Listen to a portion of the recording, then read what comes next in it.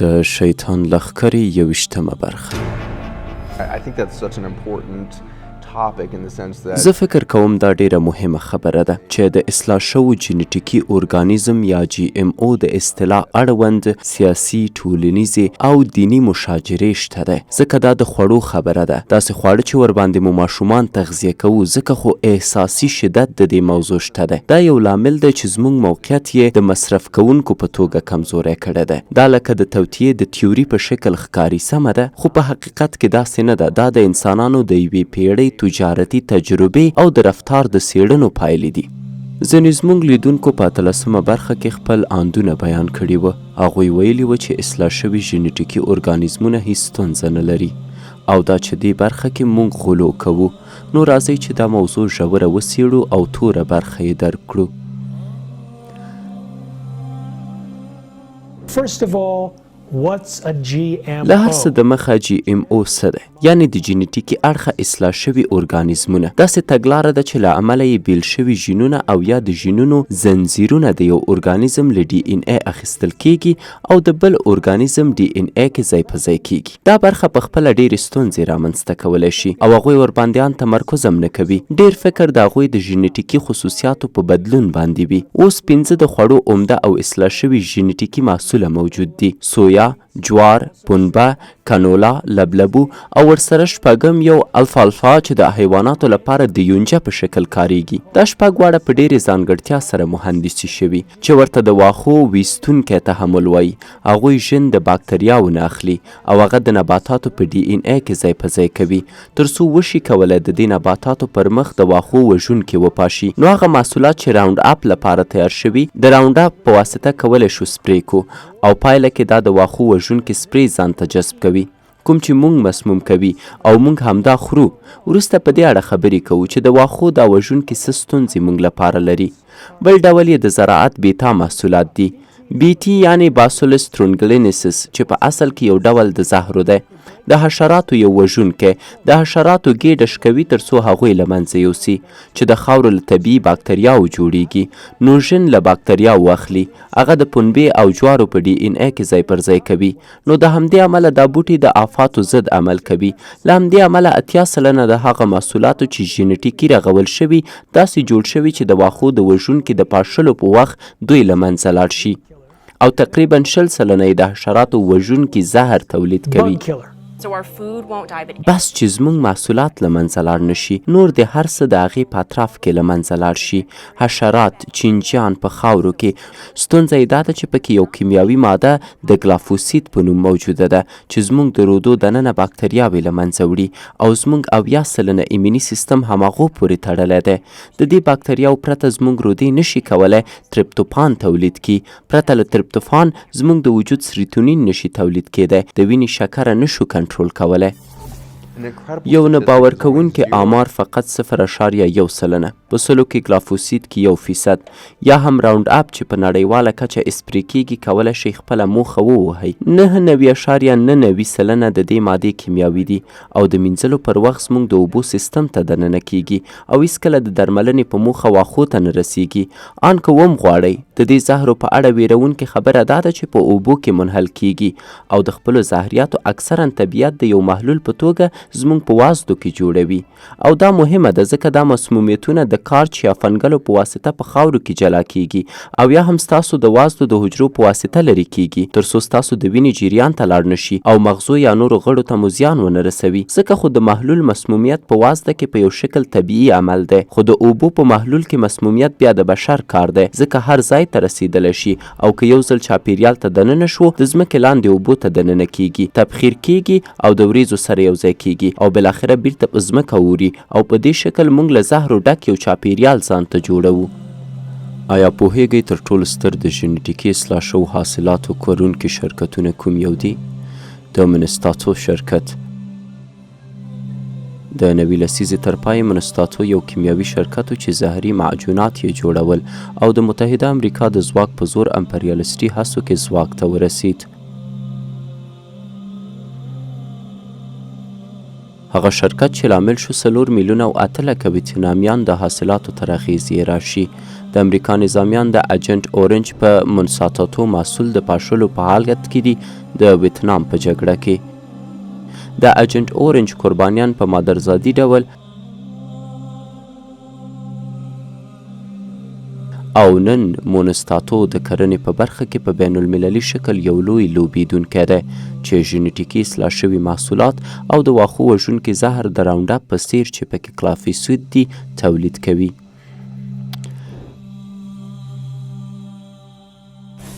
Glyphosate had actually been discovered in the کلایفوسید په کال 1950 یا هم 1950 نه تر 1950 پورې د یوې جاپاني محقق لخوا کشف شو. هغه یې قفس کې ایښی و او زما په اند پوه شوی و چې دا سم د چاپیریال لپاره خطر لري. نو هغه په یو ډول د اورګانوفاسید کشف وکړ او هغه یې اختراع کې ثبت کړ. مونستاتو د اختراع د حق په ډیرو کمو پیسو واخیست او بیا یې بازار ته راوویست او لومړنی د ثبت او اختراع حق یې د یو انټي په عنوان استعمال کړ، نه د واښو د وژونکي په نوم. هغوی د دې سم د بیولوژیکي اغیزو نه خبر نه دي، سره له دې چې تل وایي چې دا زهر په انسان باندې هیڅ ډول بیولوژیکي اغیزه نه لري. هغوی پوهیږي چې دا د ژوند د له منځه وړلو لامل کیږي.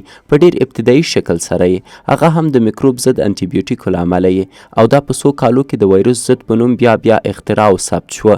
نو هغوی لیدلي چې هر څه چې دی لمس کړي که ګیاوي او حشره نه وژل کیږي او د عمل کرد لاره یې جالبه ده، ځکه انزیمي مسیر چې ورته د شکیمي مسیر وایي دا یې بندوي. دا انزیمونه حلقوي معطر اسیدونه جوړوي. نو موږ په یو شکل د امینو اسیدو د ګلایسین په وسیله له معادلې نه بهر کړي دي او بیا مو په همدې اورګانوفاسیتو چې زهري ګلایسین دي د شکمیت مسیر محدود کړی دی او موږ بیا په یو دمي شکل سره د حلقوي امینو اسیدو د تولید ځواک له لاسه ورکوو چې پکې د ټریپټوفان په څیر شیان شامل دي.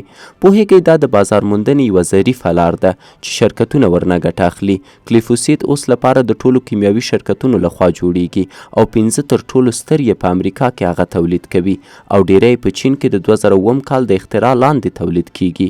نو نن هر شرکت دا کیمیاوي مواد تولید کوي او د بازار موندنې له اړخه چې کوم څه ته هغوی اشاره کوي هم دا ده چې وایي دا د انسان لپاره هیڅ ډول زیان نه لري، ځکه دا انزیمي مسیر یوازې په باکتریاوو او نباتاتو کې شته دی او ورنه ګټه اخیستل یوازې د هغوی د وژلو لامل کیږي.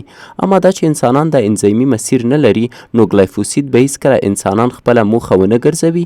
دا هغه څه دي چې دوی یې ادعا کوي، خو که ورنه پوښتنه وکړئ چې دا انزیمي مسیر څه شی دی، څنګه کار کوي، یا هغه څه ته چې موږ مضره اسیدونه وایو یعنی هغه امینو اسید چې زموږ بدن یې نشي تولید کولی، اکثرا دا 26 ډوله امینو اسیدونه زموږ وجود نشي جوړولی. نو د همدې امله 4 برخو کې د دې امینو اسید چې اړین دي او حد اقل نیمایي د هغوی نن د معادلو نه بهر شوي او بیا دوی وایي ښه نو دا د انسانانو لپاره مهم نه دي ځکه یوازې نباتاتو کې لیدل کیږي. سمه ده، خو انسانان نباتاتو او باکتریاو ته محتاج دي تر څو ورنه هغه امینو اسیدونه واخلي چې خپله انسان یې په جوړولو قادر نه دی. نو موږ په اصل کې ځانونه غولوو او خپل علم غلا کوو. فکر وکړه سبا ته راویښیږي باید کار ته لاړ شي او د نن په څیر ښه انرژي ولري، خو زموږ د الفبا د 26 حروفونه در سره یوازې 19 دانې شته دی، څنګه به خبرې کوي؟ 19 of the 26 letters. ښه نو د هغوی انګېزه د ژنیټیکي اصلاح شوو محصولاتو نه څه ده؟ ځینې ستاسو شاید فکر وکړئ چې دا یوه علمي تګلاره ده چې بشر سره مرسته کوي تر څو لوږه له منځه یوسي. زه فکر کوم مصرف کوونکي له ډیرو اعلاناتو سره لار ورکې کیږي. هغوی ته ښودل کیږي چې ګویا ژنیټیکي اصلاح شوي محصولات د نړۍ د مړښت لپاره یوه اړتیا ده. 2 میلیارده خلک لرو چې باید ورته خواړه ورکو. که چیرته ژنیټیکي اصلاح شوي تخمونه نه وای نو لوږې سره مخ کیدو. ما دا خبره مخکې اوریدلې ده. ستاسو اند یې په اړه څه دی؟ آیا دا خبره رښتیا ده چې پرته له ژنیټیکي اصلاح شوو تخمونو به نړۍ له لوږې سره مخ شي؟ زما نظر نه ده، هیڅ یې احتمال نه وینم. که چیرته اصلاح شوي ژنیټیکي محصولات دا نن ټول راټول کو بیا به هم وکولی شو نړۍ د همدې موجوده بې کفایتۍ سره هم تغذیه کو. موږ اوس هم لوږه لرو. موږ نن هم د افریقا په جنوبي صحرا کې د بشریت په تاریخ کې د لوږې تر ټولو بد حالت آزمایو چې هیڅ رسنۍ او یا هم هیڅ سیاسي برخه یې په پوښښ کې نشته ده. حقیقت کې همدا اوس 100 میلیونه ژوند کوونکي د افریقا په صحرا کې د لوږې له امله له مرګ سره مخ دي. او هر ورځ لسګونه زره خلک د لوږې له امله خپل ژوند له لاسه ورکوي. نو لومړی موږ نړۍ نه تغذیه کوو، نه د دې لپاره چې محصولات نشته، بلکې د دې لپاره چې سیاسي زیرمې او ټولیزه آګاهي د خوړو په برخه کې وجود نه لري. نو د لوږې ستونزه د محصولاتو تولید پورې هیڅ اړه نه لري، بلکې زما په اند دا تل یوه سیاسي ستونزه وه. او دوهم دا چې په کال 1995 کې میلیاردونو خلکو پر ځمکه ژوند کوه او اصلاح شوي محصولات په 1996 کې رامنځته شوه. نو موږ خو اصلا 1995 کې د لوږې سره مخ شوي نه وو چې د هغې له امله موږ بیا اصلاح شوي محصولات رامنځته کړي وي. نو دا یو مصنوي او غلط استدلال دی چې موږ پرته د اصلاح شوو تخمونو نه له لوږې سره مخ کیدای شو او نړۍ ته خواړه نشو ورکولی. دا ټول سختګي دي. یوازې تاسو باید خپلو 100 تیرو کالو ته لاړ شئ تر څو پوه شئ چې موږ خپله نړۍ له لوږې سره مخ کړي یو. د هغوی رښتینې انګیزه په اصل کې پیسې دي او د لږې څېړنې سره به پوه شئ چې اصلاح شوي محصولات نسبت ارګانیکو محصولاتو ته ډیر عاید لري.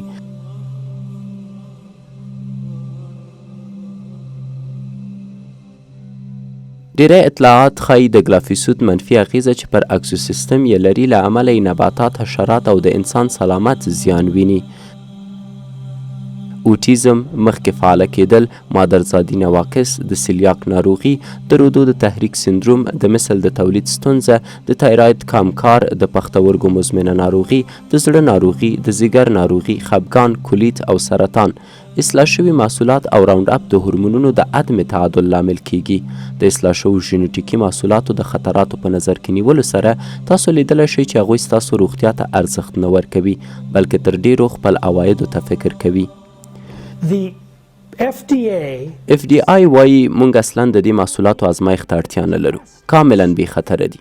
که یې د فناورۍ د صنعت په اړه وپوښتې، منستاتو خپل ویبپاڼه کې وایي هیڅ ډول فردي ازمایښت ته اړتیا نشته. زه وایم بلکې همدا اوس په موږ ټولو باندې ازمایښت روان دی. ستونزه دا ده چې د کنټرول هیڅ ډله او هیڅ نظارت کوونکی نشته. له دې سره کله چې د حیواناتو د تغذیې مطالعاتو ته ګورو، هغه څه چې خلک یې وروسته له هغې چې د اصلاح شوو محصولاتو له شر خلاصیږي وایي. کله چې ووینئ چې ډاکټران خپلو زرګونو ناروغانو ته غیر اصلاح شوو محصولاتو د خوړو رژیم ورکوي، کله چې مثبت اغیزه په احشام باندې وینئ، نو د اصلاح شوي زراعت نه په خپله سره جلا کیږئ. د بزګرانو او حاصل اخیستونکو په وینا د کله نه چې اصلاح شوي ژینیټیکي محصولات رامنځته شوي، د ناروغیو ډیرښت هم ورسره پیدا شوی. دا برعکس داستان tells a ښایي. different story. And if you have an ounce of intelligence, که لږ هم هوش ولرئ چې فکر وکئ، دا ناداني چې موږ ورته هوموساپین وایو کیدای شي پرمختګ وکړي. can improve, موږ پرمختګ ورکوو هغه دانو ته چې الله تعالی خلق کړي. can improve on the God-given seed. یعنی تاسو د الله خلقت ته بهبودي ورکوئ. If you believe that man, this is called hubris, د حیات دانو ته که په انسان باور لرئ، دا د یونانیانو په وینا بې شرمي ده. his belief that he can do things that he is not. دا هغه څه دي چې انسان له منځه وړي. دا هغه کبر، هغه باور یې چې کولی شي داسې کار وکړي چې نور یې د کولو صلاحیت نه لري. او د یو هوښیار انسان نښه دا ده چې خپل حد وپیژني. خپل حد وپیژني. په رښتیا موږ باید وپوښتو چې څه روان دي او زموږ غلیتوب شراکت دی. غلی سړی په جنایت کې راضي دی. که ولاړ یې او ویني چې یو جرم کیږي، نو تاسو دغه جرم یوه برخه یاست، ورسره کومک او همکاري کوئ. که یې په وړاندې څه ونه کوئ، حدیث کې راځي Something about it. The hadith says, "As-sukut alamatu rida." Silence is the sign of content. چپ پاتې کېدل د رضایت نښه ده. خاموشي د رضایت نښه ده. موږ باید ودرېږو. اروپایان ډیری راووتل او مظاهرې یې وکړې تر څو له اصلاح شوو ژینیټیکي خوړو مخنیوی وکړي. And yet these things, people aren't even debating these things because we have a educational system. او اوس هم دا شیان خلک یې په اړه خبرې نه کوي، ځکه موږ د زده کړو یو سیستم لرو چې موږ یې متې کړي یو. موږ ته جان ټایلر ګاتو وویل چې دا لامل کیږي خلک اوامر ومني، ولو که احمقانه هم وي، هغوی منلو ته مجبوروي. شته داسې خلک. یوه زړه ښځه په انګلند کې وه. And she was pouring tea. She had her cream there. And as she was pouring it, she said, "You know something very strange about this cream." چای اچوه او ورسره یې کایماک هم و. د چای اچولو پر وخت یې وویل د دې کایماک په اړه په یو عجیب شي پوهیږې؟ زما په یاد دی کله چې زه ځوانه وم نو کایماک به ډېر زر او په تیزۍ سره له منځه ته، خو دا کایماک هیڅ نه خرابیږي. پخوا به یې 2 اونۍ دوام کوه. مشر پلار مې وویل هغه یو باغ درلود او موږ ته یې ویل که موږ به ونه کې یو چینجی پیدا کوه هغه به ویل چې کومه مړه چې چینجی یې ونه خوري زه یې نه خورم. جدي وایم دې خلکو په اړه فکر وکئ. Seriously, think about that, people. I don't want to eat a tomato that هغه بانجان رومي نه خورم چې لږ زخمی شوی. مغازو ته لاړ شئ، فکر کوئ چې یو ساینسي تخیلي فلم کې یاست. رنګونه توپیر کوي، داسې مړې له کومه ځایه راوړي؟ زما په یاد نه دي چې مړې د داسې رنګونو سره وي. زما په یاد نه دي چې ځمکني توتان دې داسې وي. جدي وایم فکر کوئ څه روان دي؟ دا شیان مو د سترګو په وړاندې ترسره کیږي. باید ویښ شو او خپل ژوند بیرته خپل کنټرول کې ونیسو. موږ باید ارګانیک ګر ځایونه وهڅوو او ملاتړ یې وکړو. باید ارګانیک بڼ تشویق کړو. موږ باید د ښاري زده کړې د خوځښت د مطالعې د برخې په لومړي خط کې اوسو. دا هغه څه دي چې مسلمانان باید پکې ونډه ولري. د نورو برخو په تمه اوسئ ان شاء الله.